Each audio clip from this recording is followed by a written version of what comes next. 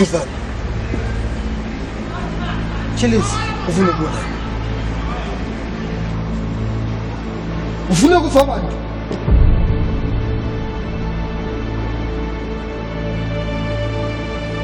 Kanti kumele kufe bani? Ha? uNkulunkulu usinikile isandla sokusimlethela abantu bakhe. Anomzwile nomkhovu ukuthi utheni umkhovu. Masingababulali ufa thina.